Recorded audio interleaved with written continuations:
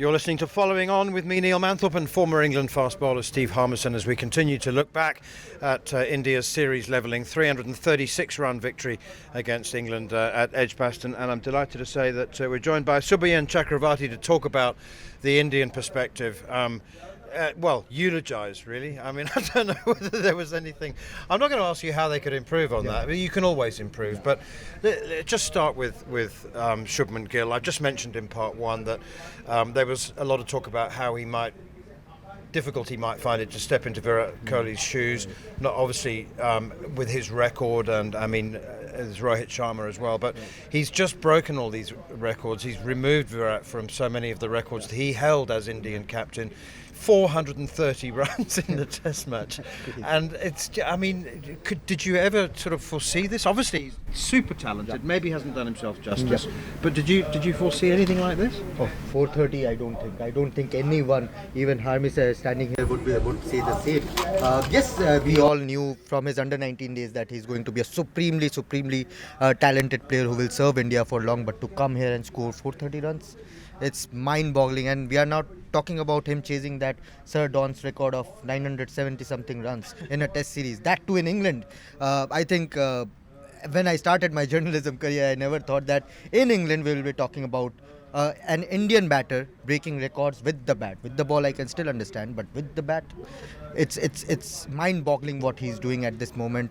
Already 2 centuries, 200, 250 plus. He has been outstanding and is wiping off a lot of critics who questioned his technique, his records in the Sena countries. But he's leading from the front, as he said in the press conference today. Yeah, you mentioned he's leading from the front, Subhayan, but I seen a difference in the captaincy as well. I said it's obviously it helps when you go on the field and you've just scored 260 and you're there. But I mean, he was in charge of that. He was driving that bus. He was conducting that orchestra. There was more Captain Gill there than there was at Leeds. Is that his biggest challenge? You know, talk about the greats in the past, but is that his biggest challenge of making sure that it is his team and he is the man in charge of it? Of course, and he has to do that, because as Neil also said, he's wiping off Virat Kohli from the record books now. But at the same time, you have to understand he took up positions of 2 of the biggest brands of Indian cricket or world cricket. Rohit Sharma as captain, Virat Kohli as number 4. He gave a little bit of tribute to Virat with his 269 also. Virat's test cap is 269. So that was pretty sweet coincidence. But talking about Gill, the presence he's bringing as a leader, you can see the way he's talking. I don't know how good is your Hindi is, but when I was listening from the stump mic, there was something when Rishabh was also saying, we can have that tweaks in the field. He was listening to him, but he was making his own calls. No, we don't need a leg slip right now. We can move it to a short mid off or short mid on. He was talking to his bowlers constantly, and also given that freedom to other senior players like a KL Rahul or a Ravindra Jadeja to talk to other bowlers or the fielders who are standing there. So at the same time, he's giving freedom to and not making the other senior players, these are big ego players, and not making them look a bit small, that I am the captain, I am everything. He's not doing that, but at the same time, subtly, what he's doing, he's saying, this is my team. And that's what he said in the press conference before the start of the match, that this is one of the finest Indian teams to have come here. Subhayan, I've been working with Manas for about 4 years now, and never mind my Hindi, he struggles with my English. Don't worry, by the time the series ends, you guys will know a few I was just about to say, Harmy's Hindi's probably not up to translating. No. The bowlers, it was a 17-man squad. It was actually an 18-man squad. And I thought that reflected some uncertainty and a bit of confusion maybe. And I was a big punter for I wanted to see Arshdeep Singh bowl. But Akashdeep didn't play at Headingley, and he's just taken 10 wickets in a Test match at Edgbaston to win.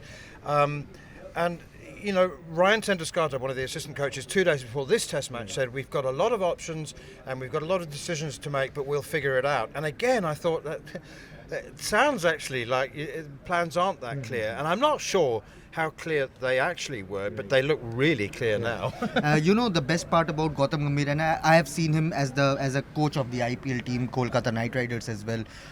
He's very clear of what he wants to do. People may call him headstrong, people may call him rigid at some point, but he knows what he wants to do. Yes, sometimes it may come off, sometimes it may not, but he knows what he wants to go out there and want his team to execute. And that is what Akashdeep, the plan with Akashdeep was. They even before the series started, they knew that Jasprit Bumrah won't play here at Edgbaston, and they knew Akashdeep was the one who is going to replace him because he's kiddie, he's a bit quick, tad quicker than Arshdeep Singh. He has that ability with the seam. He's closer to what probably people think of Mohammad Shami. He's that potential. You will understand better with the seam position, the kind of the way he was using his angle. And I come from the same state as Akash as well, where he plays his domestic cricket as well.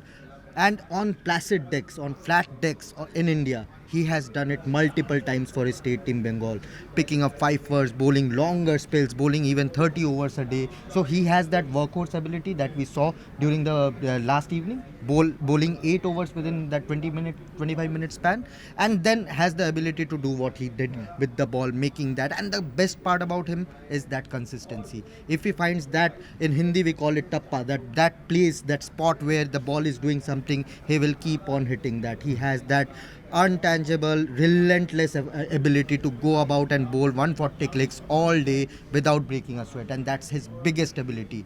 Be the workhorse, ability to pick wicket, and he can bat as well. But I was pretty sure he's going to whack one off against Shoaib Bashir, but unfortunately he got out. But he can bat as well. Well, he definitely hit topper length on this surface, because that was the proper length. In English, he's like you're right, Mohammad Shami, but I would say like an English type seamer. Jasprit Bumrah will be back. Yes. I think it would be for Prashad Krishna, I would have thought, and a rotation of that. Will they keep with the same balance of side? Will a batter come back in, or do you think 2 spin bowlers and the seam attack will be with Nitish Reddy a little bit with the 3 seamers? Do you think that'll just be one change for Lords? I think India have found their best balance right now. In the first match, there was some thoughts, okay, is Shardul the best pick because they did not use him well with the ball.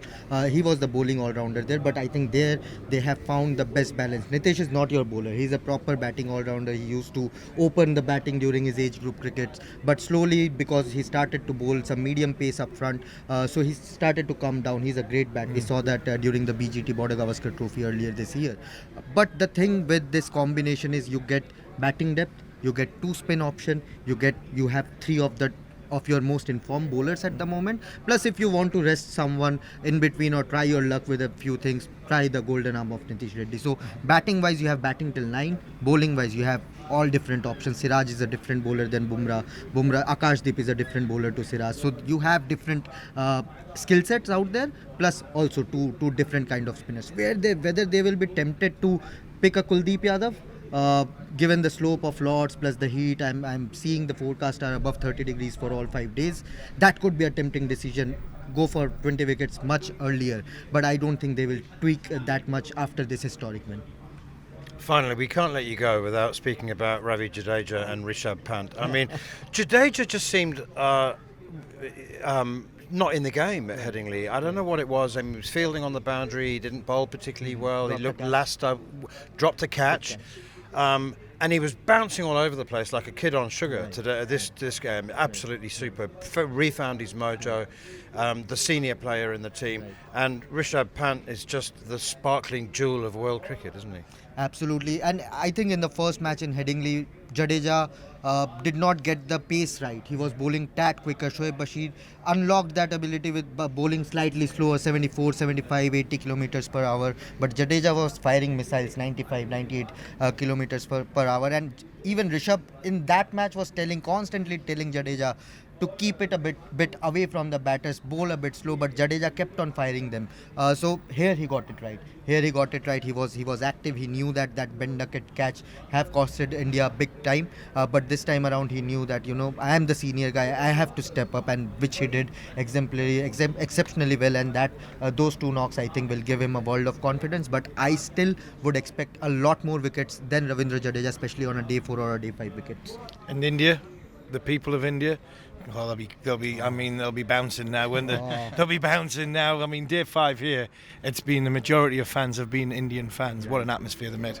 I never imagined that, covering my first test match at Edgbaston, I would see the Eric Holly stand packed with Desi crowd, with Indian crowd. So the Indian crowd took over here in Edgbaston, and I'm pretty sure you will see some wild visuals on social media platforms of people celebrating, because deep down we want this Indian team to do well, because this is a team in transition. When Virat Kohli took over from MS Dhoni, the entire country came in and backed the next big thing of Indian cricket to do well, and he ultimately became the biggest advocate of Test cricket. I think Shubman is walking on the same path, and maybe will touch the same sky as him.